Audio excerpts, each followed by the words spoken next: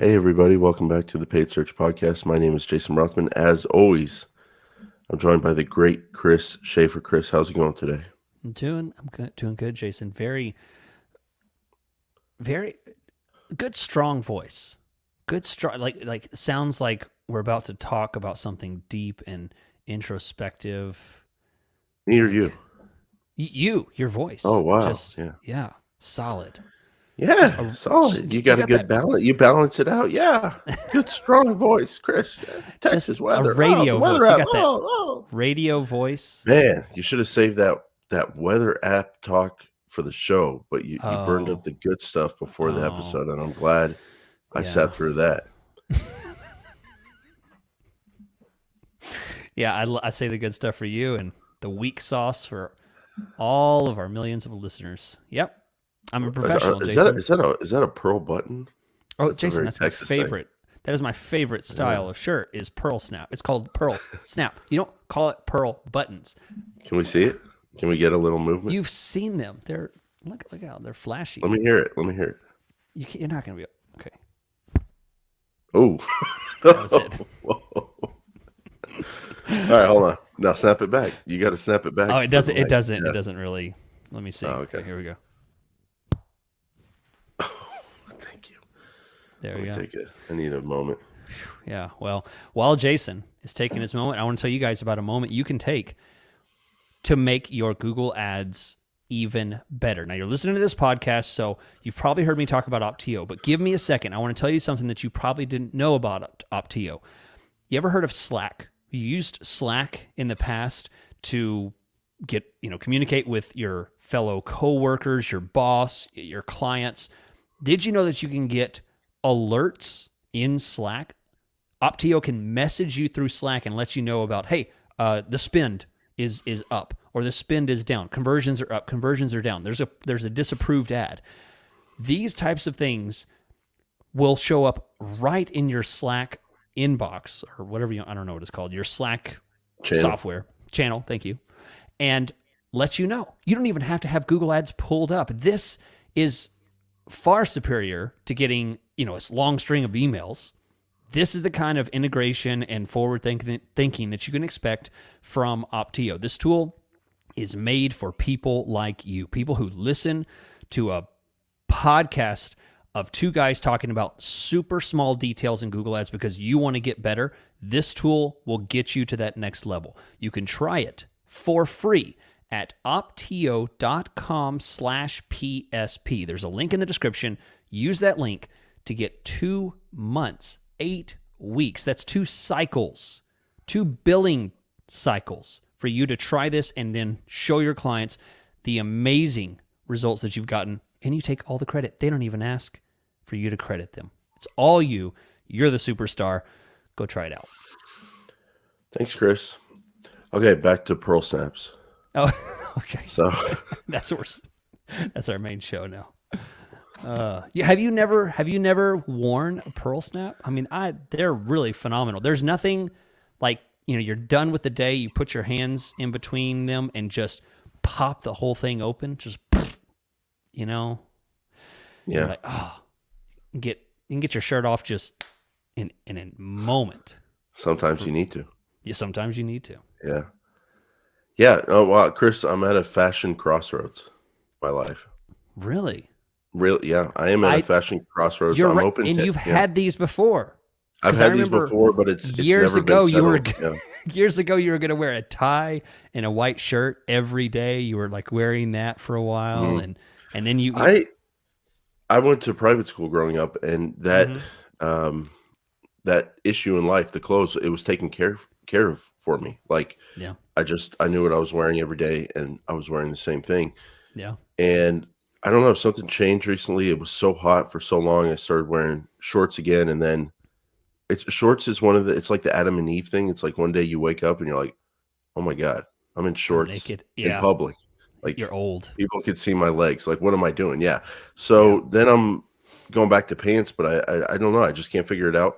I'm really open to anything. I could show up next week in a suit and wear a suit forever. I could wear Pearl Snap Westerns forever. I could wear sports kind of coach looking wear. I don't know what direction it's going, but I very much need to find something that works, and I need Mm. something that is the same every day. Like I pretty much need that. Yeah. Like I just need to know what I'm wearing. It can be the same thing, like same style, same color, literally every day.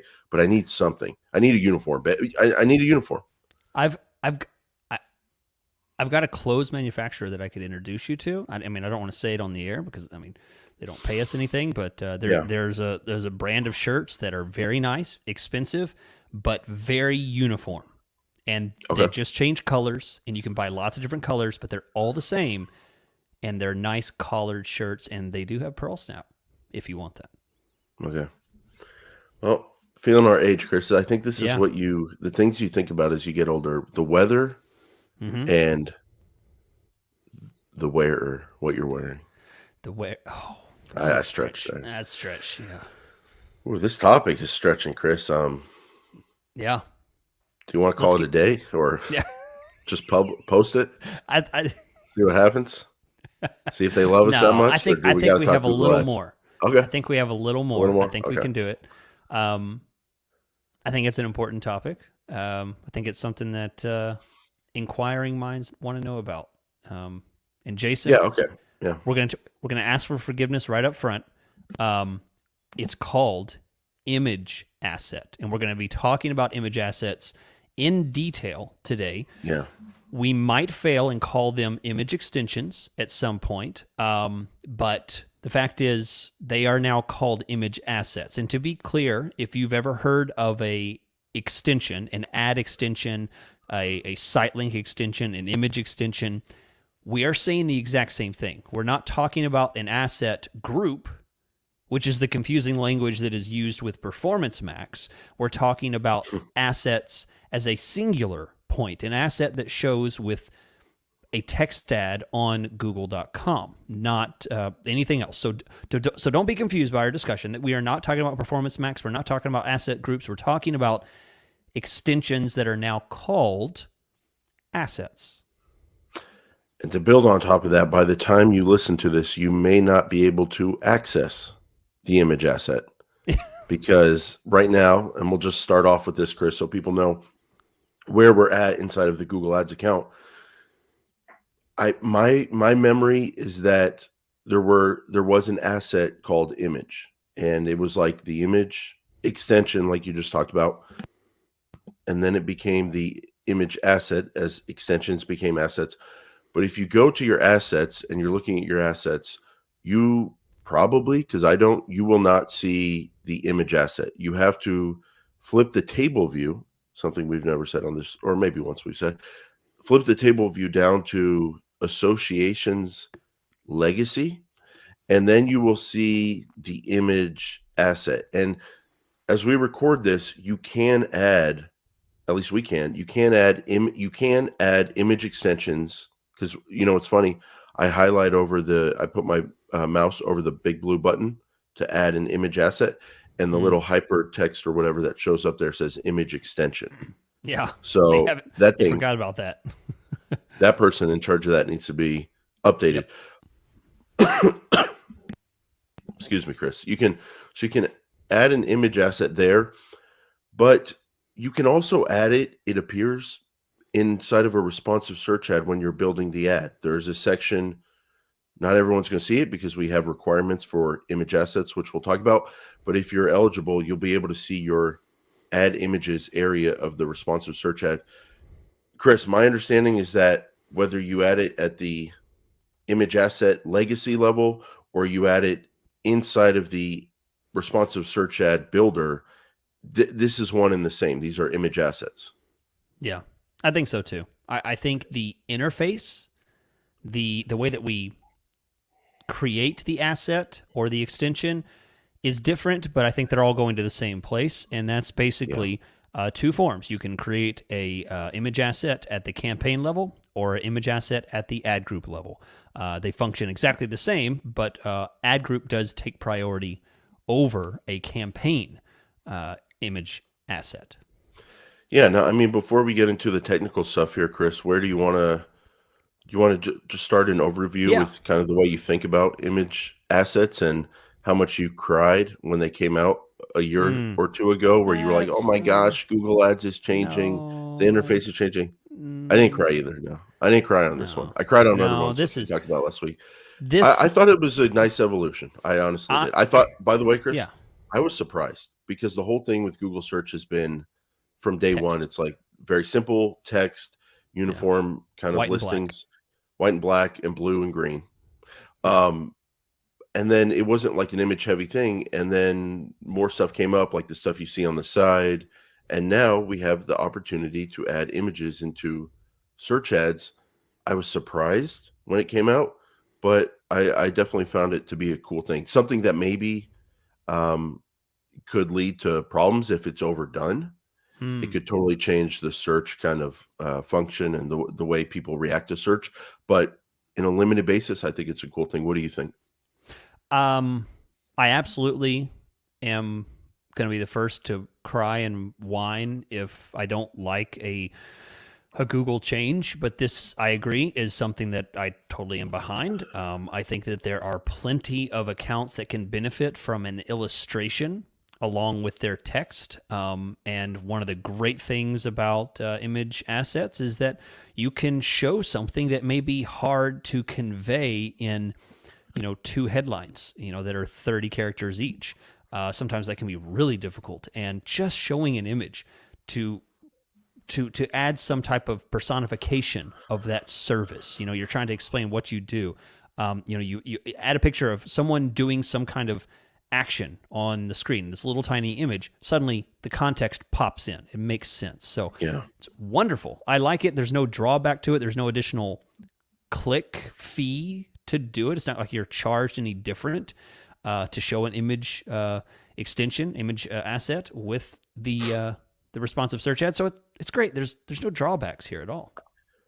I think people need to understand it's powerful as well. It's powerful. I just did a search plumbers in Fort Worth, and you think of like toilets being clogged, drains being clogged, just simple stuff. I need a toilet installed, whatever. And the image that this company chose to use is an outdoor area in a yard with like a bunch of dirt and a pipe going through it. Like they dug and buried a pipe. And it's like, no, Okay. that one actually makes me not want to click on your ad Yeah. because That's a new most construction. likely, yeah, new construction or some kind of huge project that maybe 1 or less percent of people searching plumbers in Fort Worth are thinking of when they do that search, Right. as opposed to like a clogged toilet or whatever. So that's not helping them. So you need to take these seriously, I think is what I'm trying Yeah. to convey. They're powerful. I agree.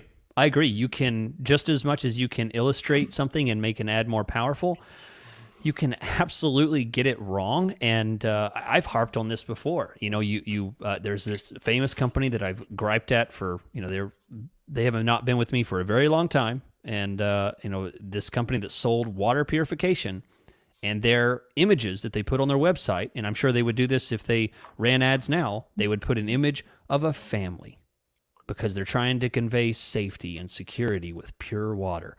And no, Right. you have to make a decision. Are you going to go with an emotional connection with your image ad, or are you going to Boom. Perfect image there. Two cups of water. One cup is filthy and the other cup of water is crystal Beautiful. clear.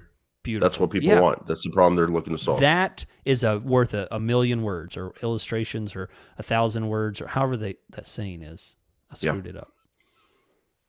Well, you've been busy with your Pearl Snap. So, all right. So, Chris, I mean, what's the bottom line here? The bottom line is it's a tool. It's not the be all end all of Google Ads. Search terms still matter. Keywords still matter. What you pay for the click, whether it's on the headline or on the image extension, matters to your cost per conversion. But it's a powerful tool, and we like using it. Yeah, absolutely. All for it. So let's get into some of the technical aspects of it. So in terms of, I mean, how it works is you add your images, and would you? Is it fair to say that we don't control how often it shows up? It's like it's up to Google, and you can turn it on in your account by adding them, and then how often they show up. There are some things you can do, probably bidding more and having a higher ad rank, and using good images that have a good click through rate. But generally, or overall, you add it in terms of how it works. You add it, and then sometimes they show it. Pretty much, Yep. is that how you think about it? Yeah, and we don't have direct control. We can't say show this 100% of the time because They won't.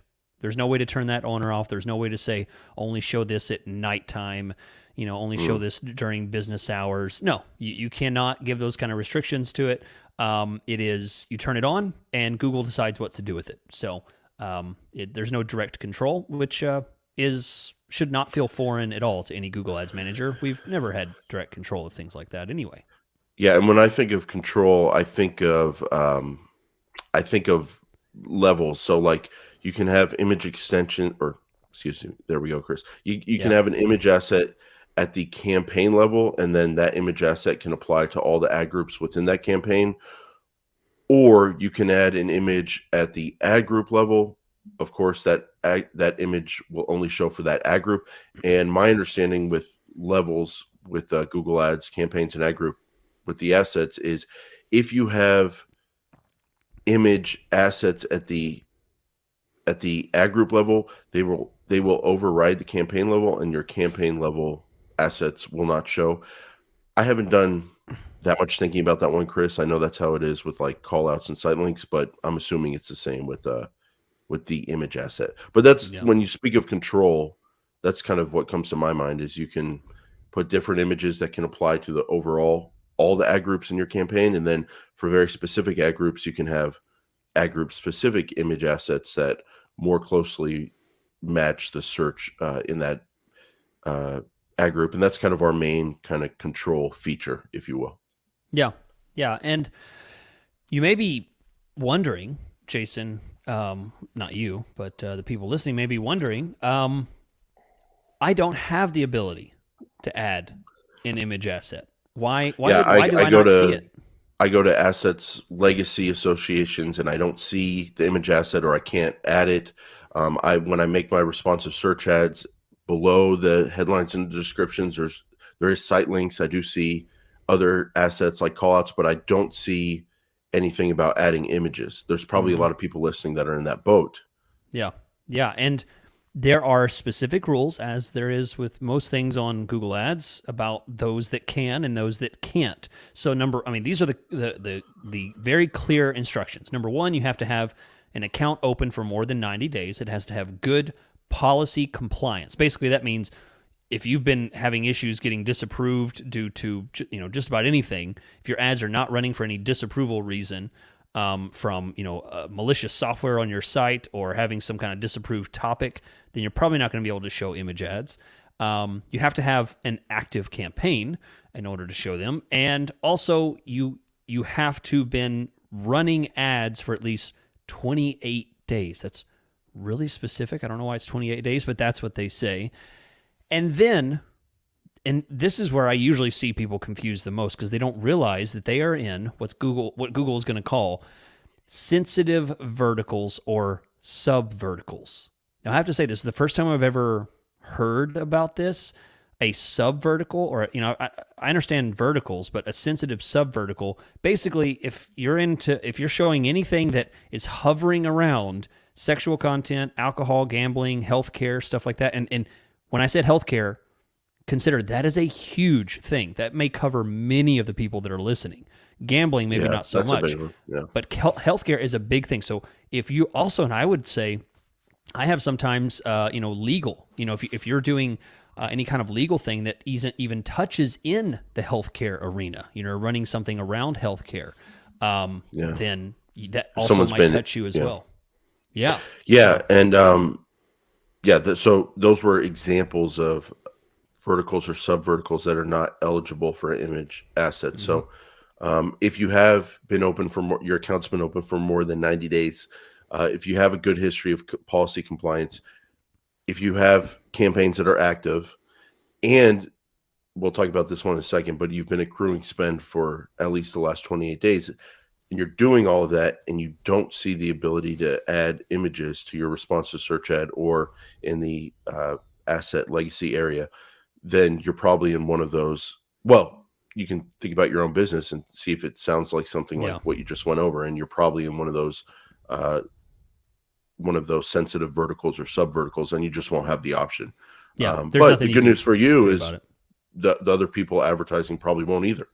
Yeah, because they're in the same sub vertical or vertical. Chris, the biggest one that stood out to me, the biggest two, it's like your account has been open for more than 90 days. Well, you and I launch new accounts all the time. And this is something you kind of got to pay attention to. It's like, okay, you're not going to have this option for 90 days, but you need to check in after 3 months and then add these. So that's kind of a new thing to the new account timeline.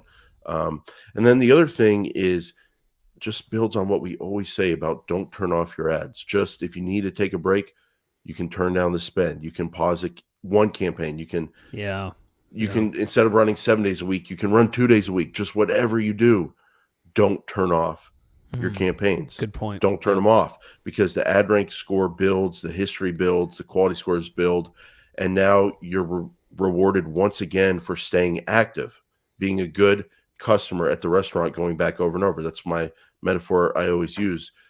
If two couples are at a restaurant, one couple goes there every single week at the same time and they know them, and the other couple looks like they're from out of town and it's the first time they ever see them. It's just nature to treat the people you know are going to come back better. Yeah.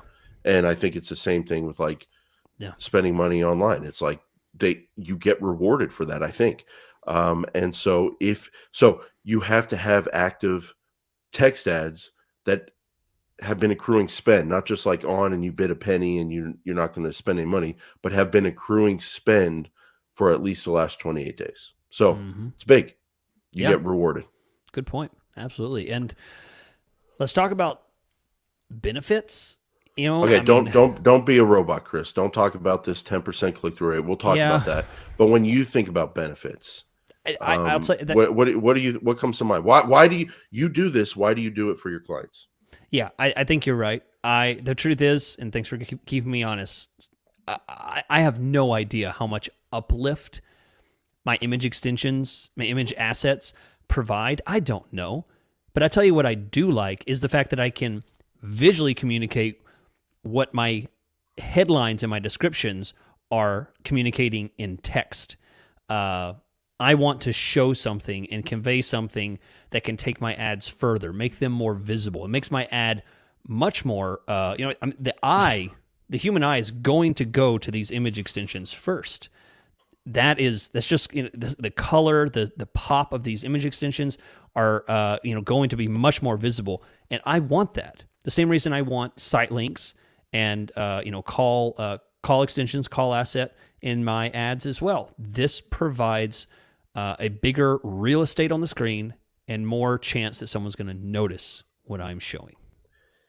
Yeah, and that's why there's this saying that everyone knows, like a picture's worth a million words. And Chris, it used to be 1,000 words, like you said earlier, but you wanted to say million. Inflation, brother. That's all it is. Just more inflation. Yeah.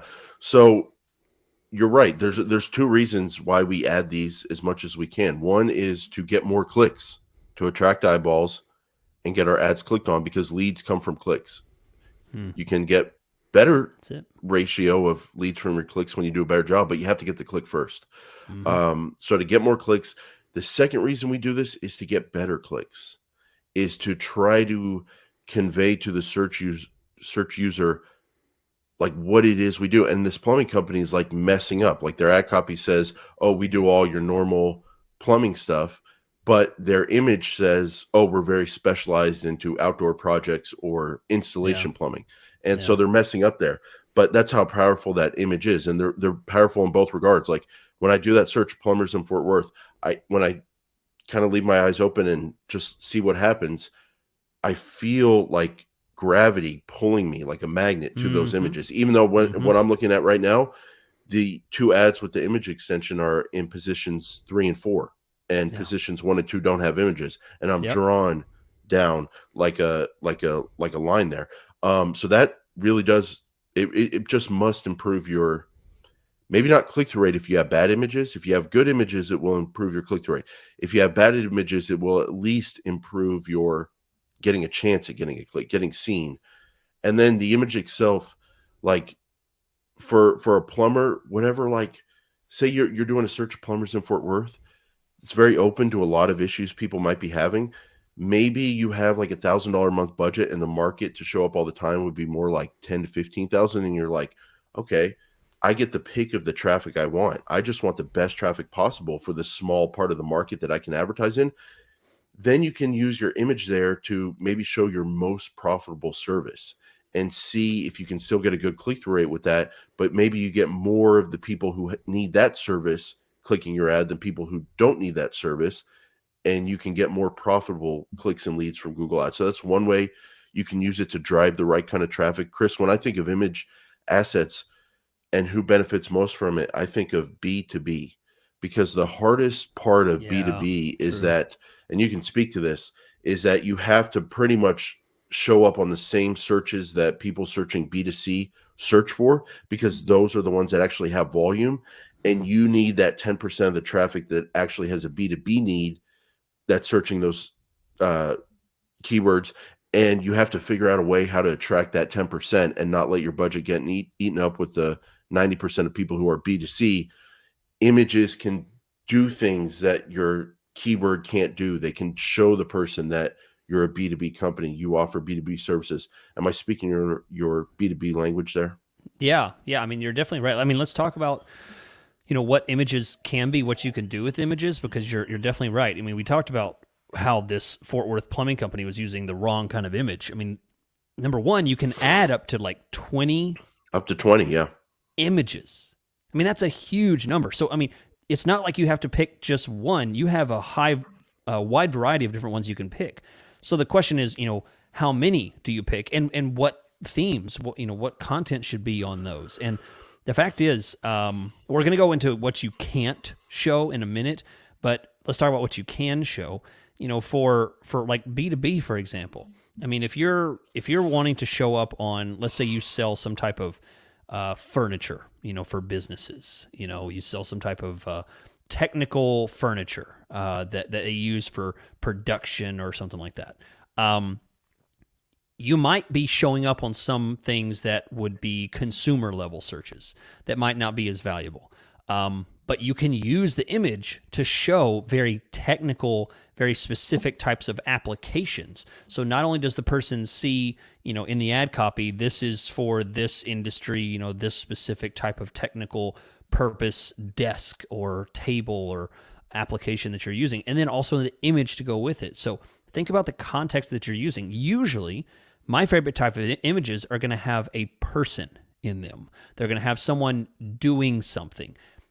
And if at all possible, for those that listen to the show, this is no surprise, I don't really want to use stock images. I don't really want to use just some smiling model that just shows up on the page, that's just dressed in some kind of normal kind of clothing, some handyman with nondescript, hammer and shirt on. He's just smiling. I'm looking for something a little more practical, something that looks a little more human than this, stock stuff. And that's what I'm looking for. Something to punch and say, oh, that's what I want. That's what I'm looking for.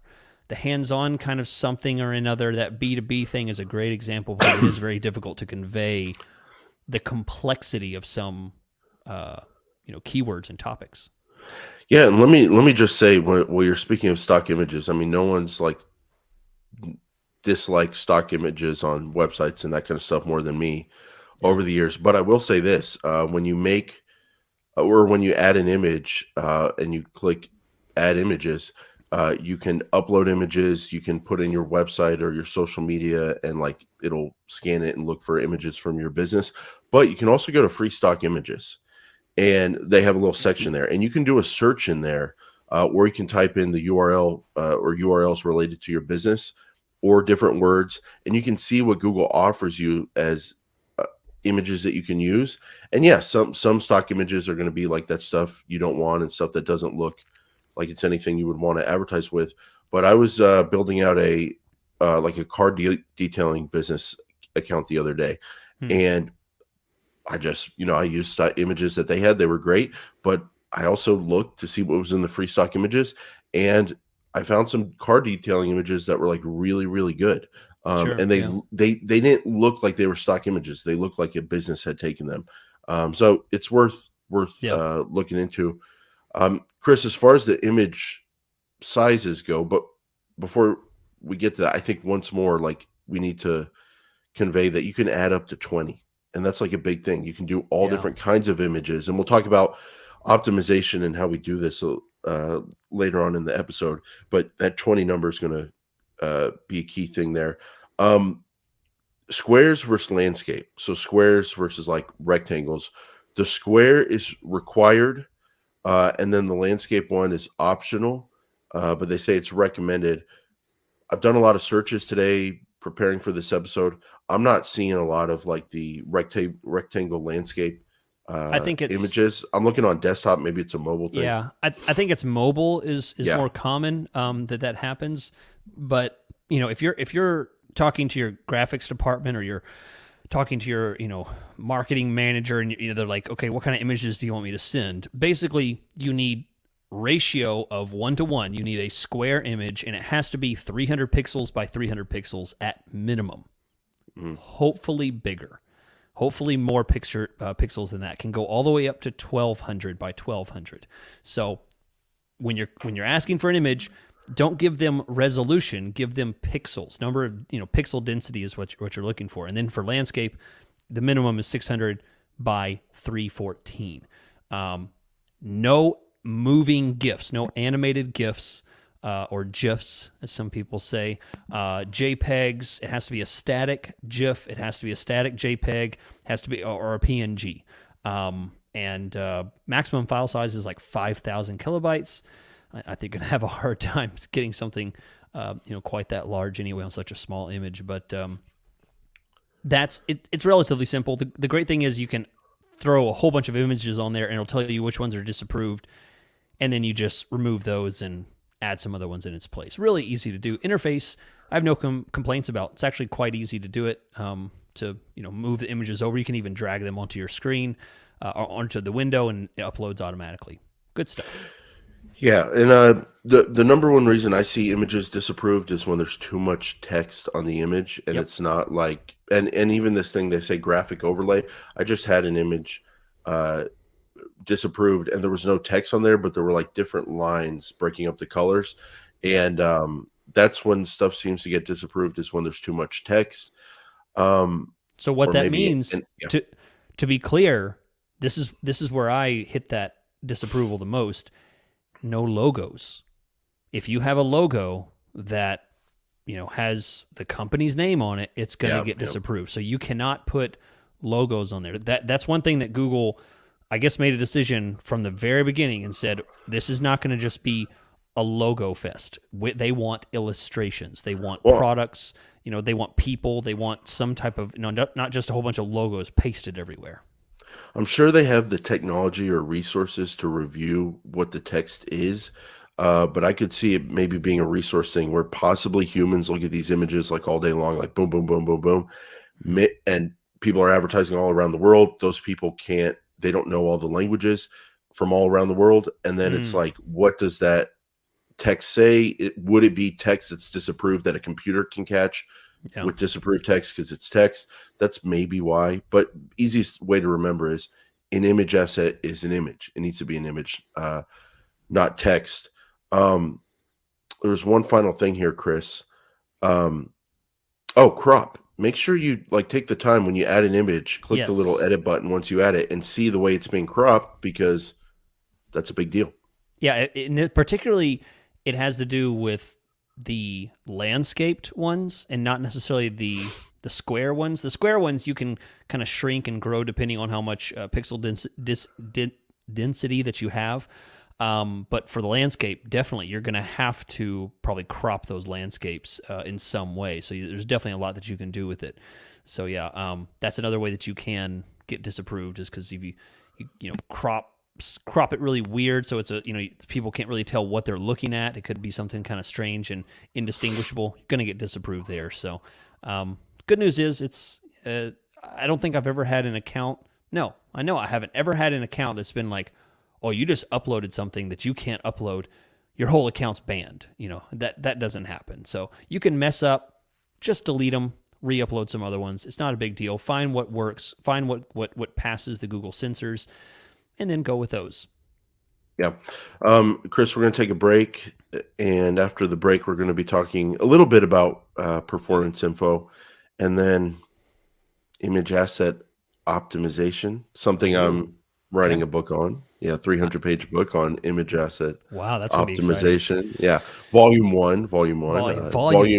volume 2, 3, 4, 5, 6, and 7 will be coming out in the upcoming years. Image asset Wow. optimization. Can't Something about wait. that word, optimization. Very goes with your Image voice. asset. Yes, thank you. Stop talking about my voice. You've talked about it at the beginning of the episode. You talked about it now in the middle of the episode. My voice has changed many times during this episode. Yeah, it has. Let's take a break so I can Let's get do my it. voice back. Welcome back. I want to tell you guys again about optio.com/PSP. That is the link in the description. And if you lay in bed at night worrying about Google Ads, first of all, stop. That's not healthy. You need to take a break, get a rest. And if you had optio.com/PSP, if it was sending you timely alerts about issues, diagnose performance issues, and monitor disapprovals and all these wonderful things, you would not have to worry about things like that. You would sleep so much better. It's a sleep aid. It's a sleep aid for Google Ads managers. That's what Optio is. They've never called themselves that, but as their official voice on the internet waves, that's what I'm calling it. Sign up for the optio.com/PSP sleep aid and rest well. All right, Chris. So, image asset performance and optimization, volumes 1 through 7. Performance info. Mm-hmm. I mean, you can get it if you want it. Yeah. And the place to get it is associations, but then you got to flip the table view to legacy, and you can look at the different campaigns, and then maybe if you're in a campaign, you can look at the different ad groups. I'm looking at an account right now with one ad group in each campaign. More than one keyword in that ad group, though, Chris. Good. You can look at the different images and look at their data. The one thing I would say here is when I'm looking at image asset data, I need a ton of data and or a big time range, because the image extension image asset does not show all the time. Yeah. And therefore, if you have 100 impressions, who knows? Maybe it'll show up on 50 of those impressions. Maybe it'll show up on 5. And if it's to the lower end there, maybe you only have like 120, 370, whatever image impressions in your account. If you're spending like 500 to 1,000 a month, and maybe that's split over all 20 images, and each image has like 3 to 5 impressions, you're not going to get that much data in there. But when I have a ton of data, what I do, Chris, is I look at the click-through rate and somewhat the conversion rate that came along with those image assets. Not did my image get clicked on, because I really don't care whether they click on the image or the headline. They're going to the same place, and we want them to do the same thing. But when I have the data, I do look at click-through rate and conversion rate just like I would with any other part of the ad copy, and I compare those different images. And I have seen cases where, like, I've advertised for a law firm, and there was one partner's their image, another partner their image, and the second partner gets clicked on or has the overall ad clicked on a whole lot more. And lucky for me, when I was reviewing that with my client, they have self-deprecation and they don't take things too seriously, and they made a joke about their own appearance compared to their partner at the law firm, and we turned their image off, and we turned up the partners, and we got more clicks and leads. I mean, you can get some good insights there, but you can get some real insights, about yourself if you put your image out. There's a whole new way to use the image asset. It's like a rate me system kind of thing, like, put you and someone else, and whoever gets the highest click-through rate. Yeah. You just you versus you 10 years ago, and see what attracts people more. Yeah. It can get real in the image asset area. Real-time feedback on which haircut looks better on you before or after. Yeah. I mean, you can get some real data, but the thing is, like, I'm looking at one now, like the partner who has the more attractive face. Yeah. There Um, you go. it has when their image shows, it's a 10% click through rate, and when the other partner's image shows, who's a great guy, Sure. really Great get to know him. You got personality. to get the personality, 5% click through rate. So Oh, that's double the that, clicks, man. I mean, yeah. that It's mattered. Like 100% difference. that's a real difference there. You know what I Yeah. mean? So, Yeah. Well, hey. and what else do you do with it? I mean, do you just I turn stuff off that doesn't work? You can add stuff, add new ones and try them. What are you looking at? Are you looking at conversion rate and click through rate? Yeah. I mean, honestly, Jason, unless I'm looking at doing a refresh on the image assets, I don't know that I do any real optimization on it beyond just, refreshing the images, making sure that, sometimes Google will pop up and say like, this is a low performing image, and Yeah. it'll actually tell you that, remove this image and replace it with something else, and it'll tell you this is a good performing image, keep this one. So it'll tell you things like that. But other than that, I usually just go with my gut and kind of just this is now I have these other 15 images. I don't need these other 5. I've put 20 in, and I don't like these 5. I'm going to remove these 5 and keep these 15. That's usually kind of what I look at, just because visually I might like those other 15 more than those 5. That's usually about the depth optimization that I do. I mean, hey, it just doesn't really grab me as much. And honestly, it comes down to the fact that I can't break down the metrics as much as I would want to. I can't analyze the image assets as much as I would like to be able to tell, what's really happening with them, how much lift I'm getting on, one image versus another. Well, so the key is impressions. Like, you need a ton of data. You need a ton of impressions Yeah. because those image essence Don't aren't going show. to show that often. So you need a lot of data. Now, the thing is, we can look at the Google's best practices and kind of go through those. They say add around 3 unique and relevant images at the ad group or campaign level. So you can add up to 20, but you have to balance like quality images with all your options. You could add up to 20, but they say 3 is a good place to start. So that's like the good balance for like the amount of effort it takes to make the images is what they say, and then having enough to where they can get some data and run some tests.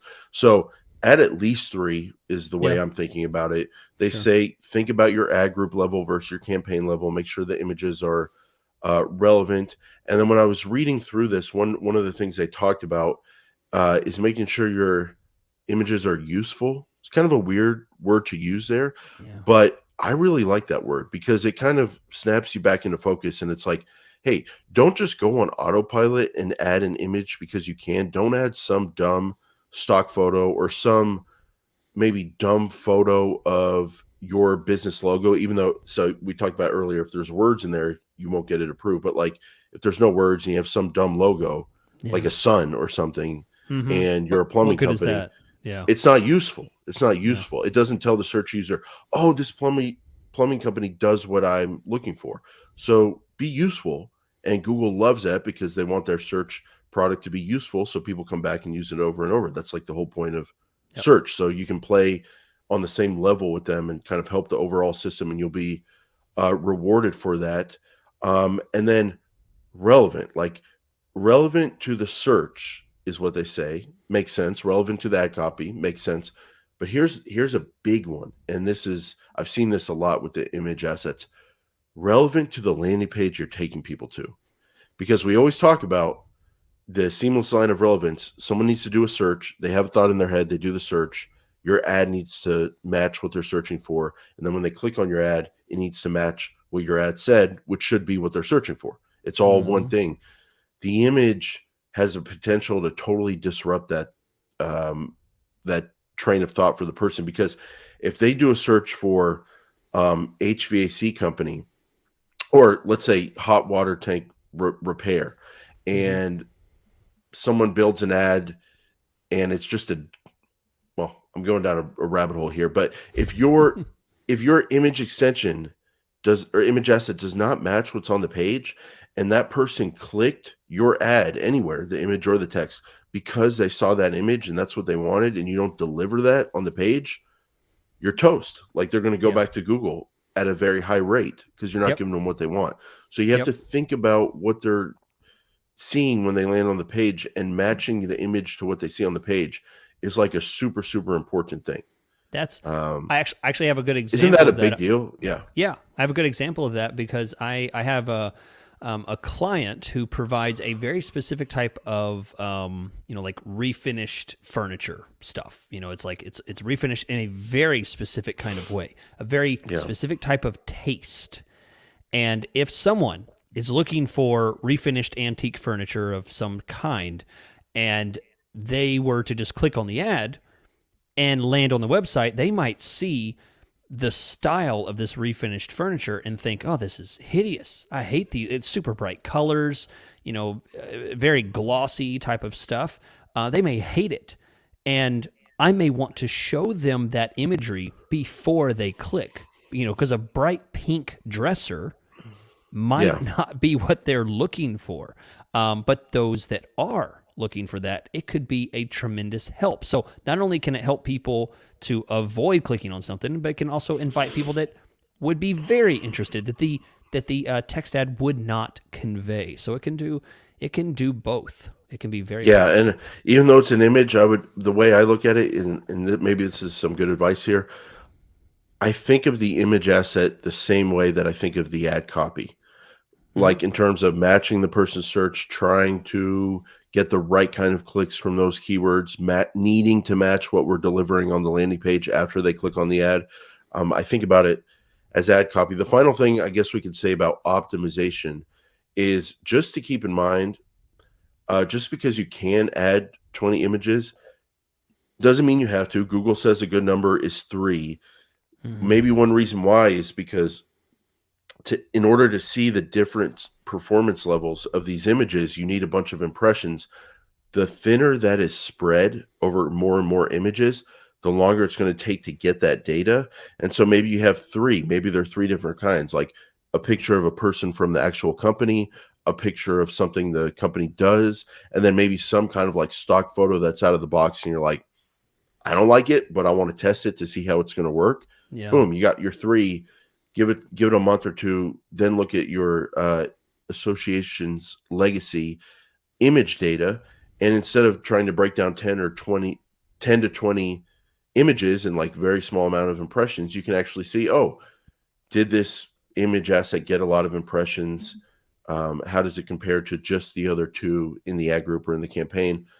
What's a number, Chris, that you look for in terms of being a threshold of actually making a decision on whether the image asset is performing well compared to the others? Do you like my number of 100 impressions on that image asset? I'll tell you, Jason, I don't know. Hey, let's save it. Let's save it. You're so interested in my question, and your Mhm. answer is so enthusiastic. I want to tease it for next week. Oh, goody. What do you think? Come on, Image. Chris. What are you mad about? This 100 impressions? What's wrong with that? No, I'm just thinking. I mean, I know so little about statistical significance that what I actually do is I'll go and do a search for like statistical significance calculator, Oh, and really? and like say, is this enough? Is this enough to matter? Because I've grown so like spoiled by the experiment feature Uh, that my very best, right, Chris. Very like right. Yeah. I love that statistical significance thing, and I'm like, I feel like I don't give that number enough leeway, that I'm it needs the I'm with you time. there. The 100 impressions is such an old school ad Yeah. copy, Yeah. 2 text ads against each other. You're right. Maybe I should give it some more time to breathe in some cases. Um, a lot of it's experience and gut feel. You can maybe just look Sure. at, like I Yes. said earlier, 2 images of 2 partners at a law firm, use some common sense about why one Yep. has double the click-through rate, and then run with the more attractive person there. There you go. There you go. Another example is you have a picture of an attorney, and you have a picture of a stock photo of a building is what I'm looking at now. Yep. And the person gets a lot better click-through rate than some stock photo that you think is a building, but it looks like it's on Mars and you don't know if it's a building. I don't need 100 impressions there. I don't need statistically significant. I have human significance there. I can go, oh yeah, why did they have this in there? I'm going to focus on the one that works. So some experience stuff and some actually looking at the numbers. You ever look at the statistically significant data on an experiment, and do you often react to it like, really? Yeah. Not statistically significant enough yet? Really? And Yeah. you're like, wow, I need to I feel like follow this thing, because sometimes I kind of feel like there should be a bar, like we're getting closer. I'm like, how much longer do you need for it to be significant? I feel like I think there's that like that a would progression very bar. cool feature. So Chris, I mean, image assets, do you have renewed enthusiasm for them? Do you have renewed gratitude? They're part of the plan always. Like, how are you thinking about them? You got to wait 90 days for a new account? Just another tool? Got to use them? What do you think here? What's the final message? I've always added image extensions, image assets. So I can't use them more if I already use them all the time. But I think it's a great discussion because I definitely have a bit more interest in going and researching some of those metrics. I think you've sparked my interest in the metrics because I just don't pay a lot of attention. I use a lot of just kind of gut and kind of change them as I see fit. But maybe there's more to it. I'll go explore that. I appreciate the push. Yeah, Chris. Well, anytime. Thanks for being here. And Jason, if people want to be pushed around more, where can they go to do that? Or if they want to give me fashion advice, RothmanPPC.com. We'll set up a call, do a Zoom. He needs I need help here. I need a uniform. Chris, where can people reach you? Well, they can go to chrisschaefer.com, and I have many different offerings. I have weekly training videos. I have personal one-on-one training I can do over Zoom where you can give me fashion advice. Yeah. Or I can manage your account for you. It's up to you. And you also have Pearl Snap. So one final time as you take us out here, Chris, I would like a unsnap and a snap right in the mic, please. All right, hold on. Let me get ready. Okay.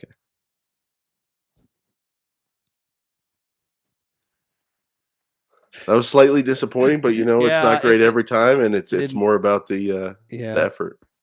Sorry, just didn't. Okay. I know, disappointment.